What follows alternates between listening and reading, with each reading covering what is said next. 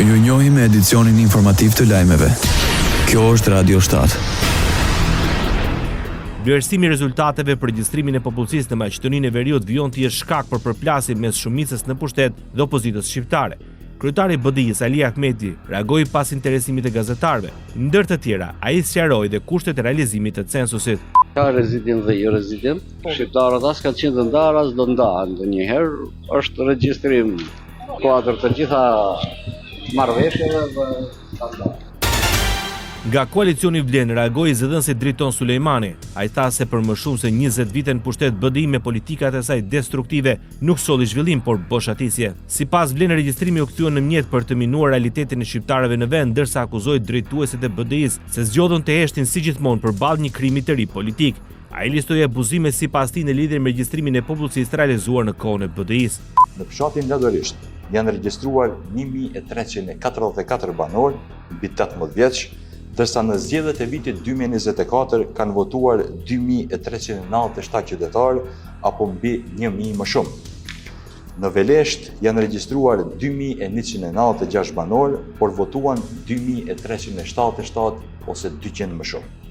Në Livadhi sërish rezulton më shumë votues se sa banorë të regjistruar. A me këso veprime synuat zbehjen e prezencës shqiptare në vend. Tani shtrojnë pyetje tjera që BDI nuk guxon të shmanget asesi. Pse u nënshkrua një metodologji që ul numrin e shqiptarëve në vend? Pse nuk u mbrojt kontributi i diasporës në jetën e këtij shteti? Pse pranuat të ndahen shqiptarët jashtë vendit nga pjesa tjetër e kombit? Deputeti e Frontit Evropian Skënder Xhepi në një dalje për mediat akuzoi qeverinë se nuk i ka përfshirë emigrantët gjatë financimit komunave. Për këtë, siç bëri të ditur Xhepi, Fronti Evropian do të kërkojë përgjegjësi.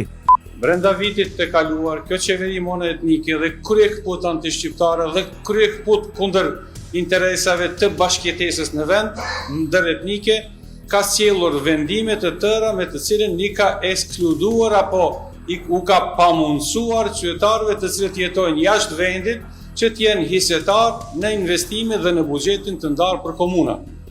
Andaj ne do kërkojmë përgjegjësi penale, jo vetëm ndaj atyre që kanë përgatitur metodologjinë, por edhe ndaj qeverisë aktuale, e cila i ka kriminalizuar mundësinë e të qenurit të barabartë në hisën e ndarjes së buxhetit komunal. Radio 7, zëri pozitiv i qytetit. Filloi zyrtarisht patrullimi i përbashkët në territorin shqiptar ndërmjet Policisë së Shtetit dhe Policisë Kosovës në kuadër të sezonit veror. Projekti i përvitshëm u realizua pas nënshkrimit të një memorandumi bashkëpunimi nga drejtori i përgjithshëm i Policisë së Shtetit Ilir Broda dhe homologu i tij nga Kosova, Kolonel Gazment Hoxha. Qëllimi i këtij bashkëpunimi është forcimi i sigurisë rrugore, menaxhimi më efikas i trafikut në akset kryesore që lidhin të dy vendet, si dhe parandelimi i shkeljeve dhe aksidenteve rrugore gjatë muajve të verës, thuhet në njoftimin e Policisë së Shtetit. Kryeministri në detyrë i Kosovës Albin Kurti përsëriti kërkesën për dorëzimin e Emila Radojçiçit dhe 42 paramilitarëve të tjerë të përfshirë në sulmin e armatosur në Bajnsk. Sërish shefi i qeverisë në Prishtinë akuzoi Beogradin si organizator të sulmit terrorist. Janë njerëz të cilët janë ushtruar në Serbi, i marrin urdhrat prej andej dhe kanë bërë agresion në Kosovë. Prandaj ata duhet i dorëzohen Kosovës. Kjo flet që ne kemi pasur gjithçka të drejtë dhe tregon gjithçka për vetë regjimin e Beogradit, i cili në njërin anë vepron kësaj për shkak se i mohon krimet e kryera gjatë luftës në Kosovë, e në anën tjetër vetëm sa e rrit bashkëpunimin me Kremlinin, me presidentin despotik Putin. Kurti kujtoi se para 2 vjetësh në qershor të vitit 2023 qeveria e tij kishte marrë vendim për ta shpallur tash të quajtur mbrojtje civile dhe brigadat veriore si organizata terroriste, vendim ky që sipas tij ishte i goditur me gjithë kritikat e ashpra të kohës.